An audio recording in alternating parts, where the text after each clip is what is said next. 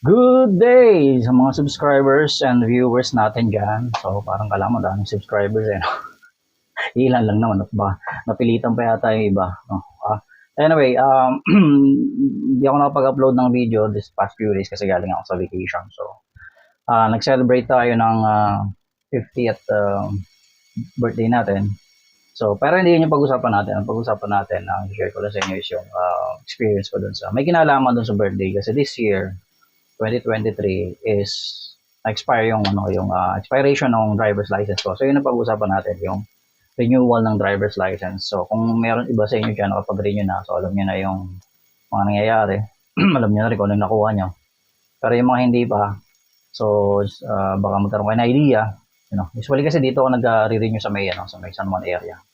Although may malapit dito sa amin na LTO, pero mas parang sanay na kami dito ng mga nag-start pa lang mag-apply ng driver's license, yun nga, tapos renewal. Yan.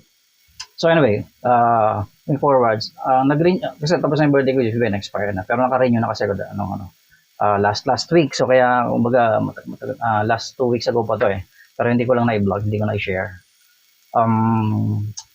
So, before kasi mag-expire yung license, syempre nag-prepare na ako, di ba, naganda na ako. Tinignan ko na sa online, nag-check na ako kung paano yung proseso ngayon, no? So, kasi minsan nag-iiba eh. May nadadagdag na process, o kaya may requirements na iba. So, tinignan ko na. Nag-check na ako sa online, sa portal, yung portal ng LTO. So, kung nagre-register kayo ng sasakyan, motor, no? O punta na kayo sa LTO. So, may portal na sila, yung LTMS portal, no? So, kasi mayroon ako account dito dahil register na lang ang mga sasakyan. So, meron na akong account para dito. So, kailangan niyo rin to mag-register, no? Online. So, iba alam niyo na. Para sa hindi pa nakakalam. So, ganun siya. And then, tinignan ko na yung renewal kung online. Meron naman nakalagay doon, yung driver's license. Ito ko doon sa link. Tapos, may mga requirements. Nung una, tinignan ko kung meron talagang online, no? Renewal. Pero pagpunta ko doon sa portal, nagre-require ng medical certificate. So, hindi pwede. Kasi hindi pa naman ako pa-medical eh. Pag naisip ko noon, since ganun din naman pala, kailangan ng medical, dumaretso na ako dun sa LTO office, doon na lang ako mag-process ng renewal. Ganun din naman pala kasi may medical naman to, di ba? Usually ganun eh. Tapos, tinignan ko rin, meron na rin siyang online exam daw, sabi. So, tinignan ko, may online exam. Nung una, nalito pa ako kasi pagpunta ko dun sa driver's license, tapos renewal. Sabi ko, makapag-online exam kasi naghanap ng medical certificate niya. Sabi ko, okay, doon na lang din ako mag-exam sa LTO office. Pero nung a night before, kasi inisip ko noon, Monday ako pupunta kasi night shift na ako. Night shift ako. So, para magamit ko yung daytime. So, Monday ako pupunta. So, yung renewal processing ko sa LTO, dapat Monday ako pupunta. So yung parang nasa Sunday night na ako noon, Sunday night. Binalikan ko yung portal, tinignan ko, sabi ko, sige, mag-exam na nga lang ako. Luckily, nakita ko yung link na diretso na. Muna, hiwalay pala siya. So, diretso ka muna doon. Pwede kang dumiretso doon sa exam na hindi ka hanapan ng medical certificate. Ang ginawa ko, sabi ko, sige, diretso na, wala nang review. Nag-exam na agad ako. So, nag-exam ako, yun, ilang questions lang naman. So, pag may mali kang 5, bagsak ka. So, kailangan pumasa ka dun of course, sa exam. So, unang take ko, yun. Pag take ko, bumagsak ako, sabi ko. Teka, anong mga mali ko? So, pwede mo naman balikan. So, pwede mong tandaan kung ano yung tumama, kung ano yung mali. So, tinignan ko agad, review ko agad, tingnan ko. Sabi ko, okay na. Medyo okay na to. Tapos, ang ginawa ko, nag-take ulit ako. So, ganoon naman pwede ka ulit mag-take. So, tinandaan ko, sabi ko, okay na to, kayang-kaya ko na to. So, tinandaan ko yung mga mali ko, sa ano yung mga tamang sagot. Pinapakita kasi doon ano yung tamang sagot. Ngayon, pag-retake ko, pagbungod pa lang nung tanong, nagulat ako kasi parang nag-iba yung question, nag-iba yung question. So, parang hindi ko natanda to, hindi ko alam to. Sabi ko, yari na, sabi ko. Anyway, sige, diretso ko na lang. So, sinagutan ko na lang kung ano yung pwede ko maisagot. Tapos yung ibang questions na ulit naman, na sagot ulit yung tamang sagot. May mga questions na inulit na mali yung sagot ko nung una, tapos sinagot ko na yung tama. So, pero may mga tanong doon na lumabas na hindi kasama doon sa unang set of questions ng unang take ko. So, hindi ko rin alam kung papasa ako, pero sinubmit ko na. So, pag submit ko, good, pumasa naman ako. So, okay. Ah, bibigyan ka ng certificate. Bibigyan ng certificate.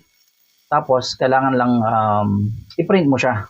25% doon sa LTO. So, may pag-usapan natin yan, yung printing sa certificate. So, okay na ako. Ready na ako for renewal sa tomorrow, sa Monday morning.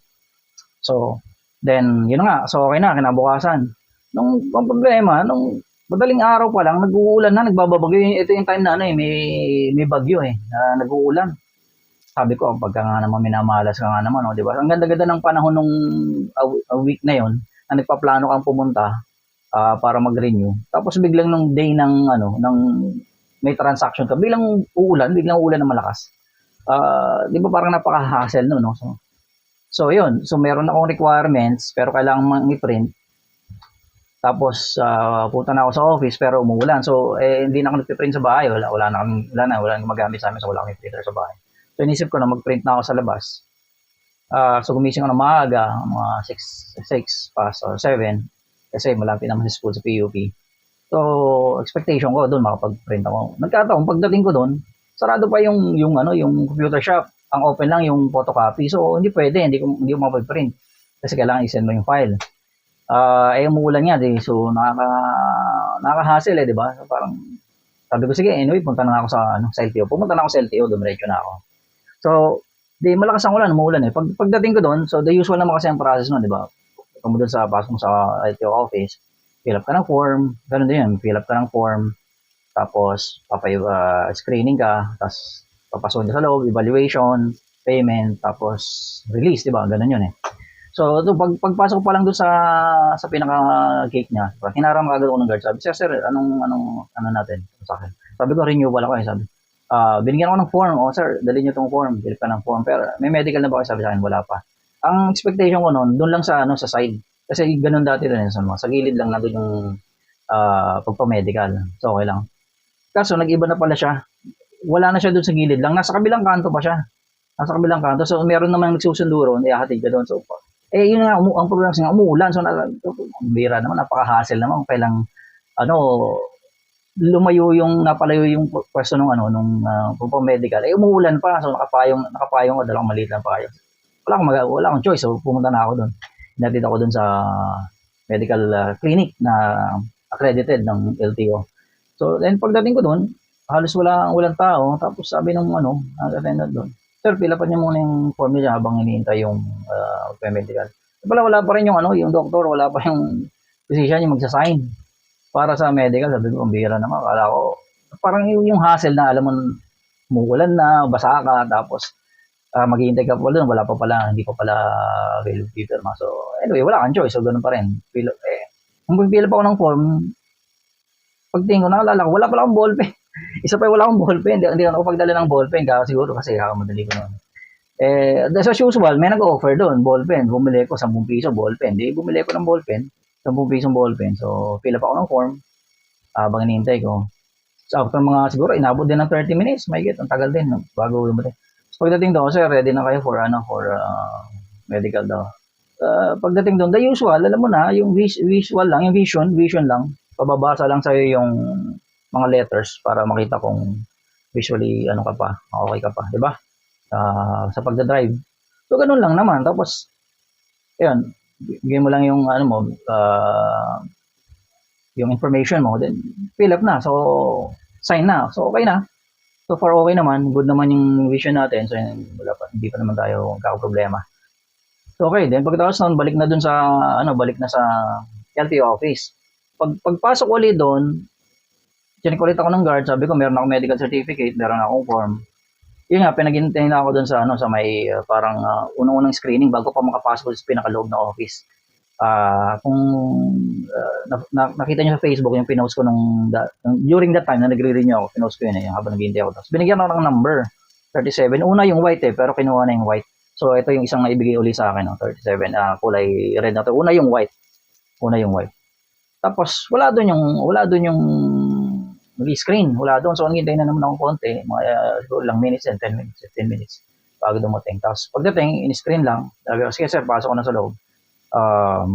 Hintay mo doon, tatawagin ka. Sabi nga lang. Kasi, chinek chinek yung, ay, bago pala yun, chinek yung profile, sabi niya, sir, asan yung certificate nyo? Yung certificate pala, kailangan yung certificate nung pasado ka sa exam, yung sabi ko kanina, di ba? Nag-online exam ka, pero kailangan i-print. Wala pa eh. So, pinaano muna ako. Sige sir, print nyo muna. Tinanong ko, may printing ba dito? Sir, meron dyan sa kabila sa labas doon, sa gilid no ano. So, ang ginawa ko, pumunta ako doon. Meron nga doon, may computer doon. Send mo lang sa email yung file. Kasi ganun ginawa ko. Nung pagkuha ng certificate, download ko yung PDF file, tapos sinend ko na sa email ko. Kasi nga, piprint ko sana nga sa labas. So, same thing din doon. So, good thing na ilagay ko na siya doon sa email ko. Tapos, pinorward ko na lang. Pagka, forward, piprint niya. Tapos, bayaran mo na lang. Maalala magkano yung bayad. Parang, 20 plus or something, parang gano'n. Maalala, 20 plus something. 20 pesos, parang gano'n. So, yun. Tapos na-print ko na. Tapos balik na ako doon. So, pagkapasok ko doon, binalikan ko yung nag-screen. So, sir, okay na. Binigyan ako ng yan nga, number. Tapos, sabi, sir, pasok ko na sa loob. Antayin mo na, tatawagin yung pangalan mo. Tatawagin yung pangalan mo. Tapos yun, hintay ko lang. Gusto matawag yung pangalan ko. Tapos, sa evaluation. Kinuha ko doon sa evaluation, yung paper. Nakuha ko sa evaluation. Tapos, hintay ulit. No, the usual, ganun sa mga offices ng mga government office pag may transaction. Hintay ka, tapos hintay ka doon sa another window, payment, bayad ako, yung usual payment amount, 100 plus. Tapos, hintay ka ulit, tatawagin ka doon sa, may biometrics, tapos hintay ulit sa releasing. So far, naman siya, kung tutusin, hindi naman siya ganun katagal, hindi katulad dati, no, ang tagal pa, talagang napakahasel, lalo pag maraming tao. Mabilis naman siya, kung tutusin, mabilis naman siya, hindi siya sobrang tagal. Hindi ka abutin ng maghapon, okay, 4 hours, more than 4 hours. Hindi naman ganun. Pero yung, ko lang, yung mga comments ko lang, o yung reaction o feedback ko dun sa processing. So, unang-una, kaya ko share, yung unang-una, kaya ko binablog, yung unang-una is yung, dun sa, sa online exam. Yung unang-unang feedback ko dun. Yung online exam is good. No, para naka-ready ka na. Tapos, alam mo na kagad. So, pasado ka na. Ang medyo, lang ako doon is yung printing. Diba? Nandun na tayo sa digital eh. Electronic na nga. Tapos may printing. Diba? Parang, bakit hindi nyo pa i-diretso? Total, account mo na yun sa online portal ng LTO, diba? Nakadikit na sa'yo yung online exam mo. Yung result na pasado ka. Ba't kailangan mo pang i-print? Diba? Pagpunta mo sa LTO, makukuha naman nila yung account mo, may kita na nila na pasado ka, nag-exam ka for that processing or renewal. Diba? Ba't kailangan mo pang i-print? So, yun lang medyo ko doon na parang, hindi pa ba nila magawa yun? Diba? Parang nga electronic na. Diba isa sa mga electronic na siya. Na hindi mo na kailangan i-print. Ba't ka pang i-print? So, another yun pampatagal yun hassle pa rin yung katulad nun. Kaya may naka-ready na lagi doon doon sa gilid ng LTO office na. Kasi alam nila, i-print mo. Kung wala ka pang, yung mga ordinary na wala mong printer din sa bahay, hindi naman nag-online yung iba, di ba? So yun lang isa sa mga nakita ko doon. Dapat hindi na siya piniprint kasi nag-online ka na nga eh. Kahit nasabihin mong doon ka nag-exam, sa LTO, wala kang online o doon ka naggawa ng online account mo, nag-online exam ka na rin naman, ipiprint mo pa rin ba? Lalabas ka pa rin ba? Kung nandun ka kahit sa doon mo ginawa sa loob ng LTO, doon ka nag-online exam, ipiprint mo pa rin ba yun sa labas? So, parang hindi dapat ganun, di ba? So, dapat, nakakabit na sa'yo yun eh. So, pagpasok mo doon, nag-renewal, alam nila, renewal yung processing, kukunin nila yung online account mo dahil nakikita naman nila yun. Alam na nila, napasado ka na, so hindi mo kailangan print. So, yun isa. So, pangalawa, nakita ko is yung pag naghihintay ka, tinatawag yung pangalan. Kasi ito, binigyan din ako nitong bago biometrics or yung parang releasing. Kaya nakalagay dito, please wait for your name to be called at window number, pakihintay pong tawagin sa window number, yung may Tagalog translation pa. So, isa sa napansin ko, so, ganun pa rin yung process, tinatawag pa rin yung pangalan. So, anong comment ko doon, ang feedback ko? Kasi kung na-experience sa ibang bansa, kung nakapag ano ko yan, drive sa US, hindi na siya tinatawag eh, hindi tinatawag yung pangalan. May numbering siya. And efficient yung numbering, yung sunod-sunod talaga. Ang isang difference na nakita ko doon, sa atin kasi pag tinatawag yung pangalan, tapos hindi naman ganun kaganda yung audio, tapos yung nandun sa counter na tumatawag is hindi naman trained para gawin yung magulo eh, maingay. Alam mo yun, pag nandun, parang ang gulo, di ba? Tatawagin yung pangalan, si Simstar ganito, ganito dito sa window, tapos si mga ganito, yung pangalan na apelido. Tapos, lalo kung iba-iba yung tumatawag, tapos hindi modulated, ang gulo ang ingay, tapos sabay-sabay, tapos dito sa kabila, tatawagin yung pangalan mo sa cashier, tapos dito sa kabila. Alam mo yan, ang gulo niya, hindi katulad yung sa ibang bansa. Numbering system siya na maayos yung pagkakasunod-sunod talaga ng numbering. Although, kahit na minsan nira-random nila, pero alam nila kung saan window yung sabi, titingnan mo na lang siya. So, tahimik siya. Di ba, tahimik siya eh. Kahit na naghihintay ka lang doon, alam mo, tagal pa ako kasi yung number ko, pang ganito pa, so hindi pa siya process. Alam mo, kahit na naghihintay ka, alam mong malapit ka na o matagal pa, malayo pa. Saka tahimik siya, hindi siya magulo. Di ba, alam mo, pag tinatawag kasi talaga yung pangalan, ang gulo nun eh. No? So, parang nandun pa rin tayo sa ganung sistema. So, sana ma-improve nila yun. Yun sa dapat ma-improve ng government natin, offices na. Tapos, yun nga, siyempre, pag naghihintay ka ron, ito yung pangalan mo, hindi mo alam kung kailan ka matatawag, wala kang idea. So, parang kung nasi-CR ka na, di ba, yung, halimbawa, yung ihigan o kaya ano ka na, di ba? So, minsan parang, mag-worry kasi parang hindi ka makalis kasi hindi mo lang kung natawag ka na pagbalik mo. Tapos magtatanong ka ba sa counter, baka sungitan ka kung sakali, halimbawa.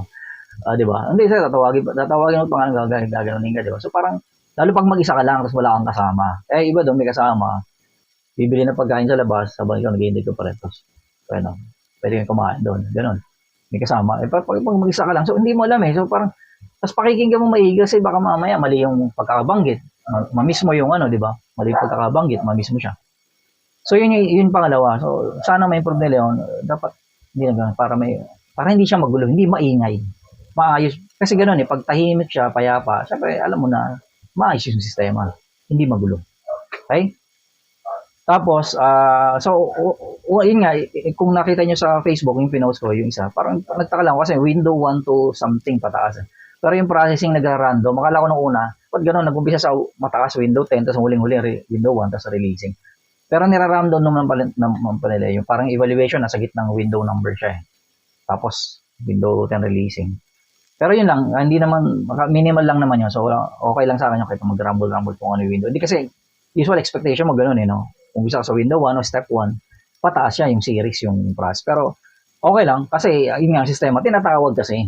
So, parang baliwala na yung window system na numbering kung hindi ka na mag-expect na pataas yung number. Ganun yung pupuntahan mo na steps. So, hindi na siya. Yun lang, na-notice ko lang yun. So, dahil nga ganun sistema, siguro kaya wala na yung window number system. Tapos, yung isang ko doon, ito yung isang medyo na ko doon sa pagdating sa biometrics. Hindi na kasi ako nag-picture kasi meron akong dati, sa renewal naman kasi siya. Unless kung bago, dadaanan mo pa yan, nag-picture. Tapos, biometrics. Yung biometrics, may nauna sa akin babae. Tapos, napansin ko lang, parang yung tao doon sa nagba-biometrics, hindi maganda yung approach niya. Hindi maganda yung approach niya doon sa tao. Kasi nung nandun ako, nasa likod lang ako, narinig ko yung magsalita siya, hindi siya malumanay. Hindi siya mahinahon. So parang galit siya. So narinig ko sabi niya doon sa babae. 4 ang daliri po, 4 yan, mo dyan, itapat mo dyan. Yung ganun, alam mo yun, inuutusan mo na siya ng mataas yung boses. So, yun, sa tingin ko kasi para sa akin mali yung kasi nandun ka sa, di ba, sa counter ka eh. So, dapat, at least kahit pa paano, mahinahon yung, kung hindi naman niya maintindihan, pwede ka magsalita ng malakas, pero hindi yung pagalit. Kasi nandun ka eh. Kasi na-encounter ko rin yan, experience ka, nagtrabaho din ako sa government office dati sa POA, sa Balik Manggagawa. Ano pa dati? OCW pa dati noon, overseas contract worker, yung mga balik manggagawa, di ba? Bago bumalik dun sa kung saan bansa sila ulit babalik, kumuha sila ng Overseas Employment Certificate, OEC. Tapos, dalhin yung passport, tatatakan eh. Doon kami sa balik manggagawa sa baba, sa sa ibaba ng POA. Nagre-release kami noon. Papers at tanggap kami ng passport, files nila, tapos pinapipila namin, pinapaayos natin. Tapos, inaayos namin yung passport, pinapipirma namin yung signatory, yung mga pipipirma doon. Tapos, iayos namin yung passport, i-release namin. So, ayan, nandun din ako sa counter. So, na-encounter ko rin yung paano. Tapos, na-encounter ko rin yung, ako yung magtatawag na ng mga pangalan ng tao sa passport releasing, sa releasing. So, yun lang, yung ano ko doon, dapat hindi ganun. Kasi, maano kayo, parang ano talaga siya, parang galit siya magsalita, hindi siya mahinahon. Sinasabi yan, apat na daliri po, apat na daliri. Lagay mo dyan. Yung parang ganun. Pwede mo naman sabihin na, ma'am, o kaya sir, yung apat na daliri lang po ang ilagay po natin. Position mo dyan na maayos. Diba? Kasi ganun din naman sa mga ibang bansa, sa biometrics. So. Pero hindi kasi sigawan. Hindi ganun yung salita. Hindi ganun yung pananalita. So yung isa sa hindi maganda na nakita ko doon. So dapat baguhin nila yung ganung approach ng mga tao doon sa loob ng mga government offices. Ayun, tapos yun na nga, okay na. Biometrics, sabihin. So hintayin na lang kayo sa releasing. Sa releasing ganun din, tatawagin nila yung pangalan mo. Nung releasing na, ang ano ko lang doon sa releasing, iabot lang sa'yo. Ganun, yung sa release naman, hindi naman siya nagsalita. Kung yung dito sa isa, parang galit siya magsalita. Ito naman isa, hindi siya nagsalita. Pagtawag lang, inabot lang. So, tinanong, sir, okay na to? Oh, ganun lang siya, gumanon lang siya. Wala siyang ibang sinabi. Wala siyang ibang binanggit. Kaya nung pagkakuha ko, nung license, nagulat ako kasi ang nakuha ko, papel. Papel. Pambihira papel. Akala ko may card na kasi bago pa pupunta sa LTO office. Minessage ko na yung kumpare ko. Sabi ko, Brad, ano ba? May card na ba, lisensya? Sabi niya, Brad, meron na. Kaya nag-excite ako. Sabi ko, hindi, pwede na, renew na ako. Kasi nabalitaan ko na yun, lalabas yung papel. Yung papel ang mangyayari. Pero nagkatotoo nga, papel talaga siya. Ito mo, ang laki-laki nito. Actually, yung inabot sa akin is yung mismong papel lang talaga. Ito lang talaga siya. No, ganito siya kalaki. Print out. Print out. So, nakalagay dito, valid as temporary driver's license. 10 years naman, nakuha naman ako ng 10 years validity. Pero ang laki niya, naka-print out. Yung print out nung dating itsura ng card dito. Pero ang labo talaga niya. Talagang tititigan mo gano'n, kaya gamit ka ng magnifying lens, no? Para maintindihan mo, makita mo. Talagang tinapat ko pa siya sa ilaw, dinate ko pa sa mukha para makita ko lang yung mabasa ko siya na maayos, no? Kaya nakita ko 10 years siya. Pero yung papel ito, yun nga, hindi siya nagsalita, hindi siya nagsasabi ng sir, paper yung ibibigay natin, papel siya. Pero temporary lang po yan. Hindi sila bibigyan ng ganung information. So, kailan ko makukuha yung mismong card? Walang ganon, walang sinabi. Kaya pagbalik ko dito, tinanong ko, ba't di mo tinanong doon kung kailan mo kuha? So, tama yun. Pwede ko naman sana tanongin, pwede mong tanongin. Pero, di ba dapat, automatic yun? I-inform ka nila, sasabihin nila sa'yo na, sir, temporary lang po yan sa ganitong period o date. Pwede nyo makuha. Paano mo siya makukuha? I-mail ba sa'yo? Kukunin mo ba doon? So, walang ganun eh. So, yun ang problema. Tapos, papel siya, laki oh. Ito lang binigay sa akin, ganito lang. Ito, nabili ko pa to sa labas. No, bumili pa ako doon sa labas sa gilid. Yun, kung saan sa tabi ng 50 pesos. Etong hindi ko makakita 50 pesos. Etong lalagyan na to, 50 pesos to. Tapos yan. Lagay mo na lang diyan. Ang hassle lang nito. Ang hassle nito is, 'di ba, ang laki. Dati, card lang, pwede mo ilagay sa wallet mo. So, pagka nag-drive ka, sakyan, nasa wallet mo, hindi mo siya makakalimutan. So, ito, pwede mong gawin, iiwan mo lang sa sakyan mo. Kung may sakyan ka, isabit mo rin para lagi nandun. Paano kung may iba ka pa sa sakyan, may motor ka? Siyempre, kailangan mong alisin doon. Paano to? Hindi mo man mailalagay sa bulsa to, di ba? So, lalagay mo sa compartment. Di ba? Ganun, ng motor mo. Kaya i-ID mo siya. I-ID mo siya para hindi mo rin makalimutan. Kasi kung ilagay mo doon sa motor mo, sa compartment, baka pag nag-drive ka naman ng sasakyan, makalimutan mo, nandun naman sa loob ng compartment. So, wala ka lisensya. So, yun yung mga hassle eh. So, parang pinaka-the best ito. I-ID mo siya. Ang problema rin, i-ID mo siya, pag uwi mo, iiwanan mo, ilalagay mo sa lalagyan. Pag nakaingan, madali ka, nakalimutan mo, di wala ka na naman lisensya. Kasi wala nga, hindi mo mailagay sa wallet mo o kung ano. Pangalawa, ito naman sa akin naman to, sa akin problema ko naman sa akin. Pangalawa kasi ginagamit ko siya ID. 'Di ba? Napaka-efficient siyang ID. Ngayon, bawas ako ng ID. Wala akong pwedeng ibang gamit. Passport yan. Pag specific transaction, pwede dalhin yung passport. Pero ito na sana kasi andyan na siya, lagyan siyang ID. Kasi ang problema ko, hindi ako nakakuha ng national ID. So, yun yung mali ko, no? Nung nag-processing dito sa barangay, dahil nga night shift ako, tutulog ako pag nung tatawag sila. So, hindi ko na nagawa ng time para na makakuha ang national ID. So wala ngayon. Meron ako social security, pero minsan hindi tinatanggap yun. Pinaka-efficient pa rin yung driver's license. So, yun nga, mapipilitan ako ngayon kumuha ng national ID para lang magkaroon ako ng yung ID na nadadala ko kasi wala papel no? So, kaya sinasabi ng iba na nagets ko na, naintindihan ko sila, nagrereklamo sa ganito, no? Nagbayad ka ng buo, nagbayad ka nga naman, binayaran mo ng buo, pero papel lang ibibigay sa'yo. Tapos hindi ka naman lang ini-inform kung, di ba? Kumbaga hindi ka man lang pinapakalma. Hindi ka man lang pinapakalma, hindi ka man lang binigyan ng pampalubag loob na, di ba? Na intindihan, pagpasensya na, ganito, tapos kung kailan. Wala talaga, ganoon talaga eh. Nandito pa rin tayo sa ganitong sistema eh, no? So medyo, hay na lang, hay. Mapapabuntong hininga ka na lang ng malalim, no? Di ba? Kung ayaw mong mabuisit, ayaw mong ma-stress, ayan, no? Ang lisensya natin yung papel, di ba? Lisensyang papel. Pero anyway, magagamit ko na siya, at least. Pero nakalagay temporary license. Okay? So, yun lang. So, kung meron kayong comments, so may share, comment nyo lang, feedback nyo lang dyan. So, willing to read. Tapos, basahin natin sa mga susunod na vlog. Pasadahan natin, daanan natin kung ano yung bibigyan yung feedback or comment sa experience nyo sa LTO, license renewal, o kaya dun sa nangyari sa akin. No? Kung ano yung mga malaking pagkakamali ko o yung kulang na ginawa ko o yung expectation ko dito. Alright? So, thank you for watching. See you sa next vlog.